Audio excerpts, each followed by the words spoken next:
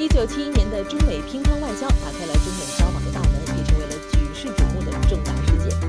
如今41年过去了，乒乓外交已经成为了一种交流的载体和平台，而它所产生的影响也一日之间。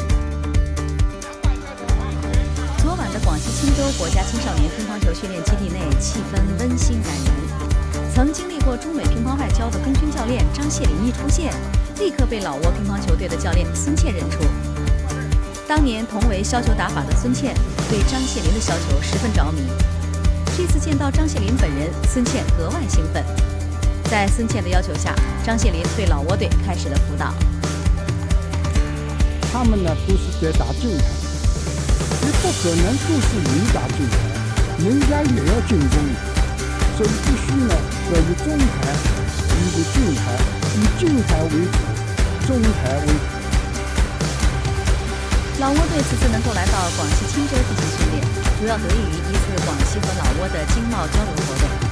当时的代表团成员黄奕看到了老挝队艰难的训练环境，于是便成为了这次乒乓球交流活动的红娘。没有专门的训练场地，在孙教练的父亲留下来的一套房子，不到300平方米的地方摆了几张桌子，就是那种情况下带了30几个队员。一方面又想提高乒乓球的水平，一方面经济条件又不允许。后来我们在交流时呢，就跟我谈了这个想法。后来我讲，不管哪个角度，我都应该帮老挝国家队这个忙。老挝乒乓球队有30名队员，这次来了10人。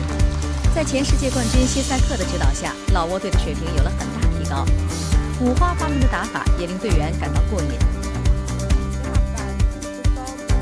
经过一段时间的训练，我在发球和接发球环节有了很大的提高，连续球比以前好了许多。我们的近期目标是在今年的东南亚大学生运动会上，由现在的排名第7上升到第5。咱们明年计划他们要来4次，因为比如说国家世界锦标赛啊，还有别的比赛，计划就要来，还要过来4次。这次集训已是老挝乒乓球队第2次来到钦州。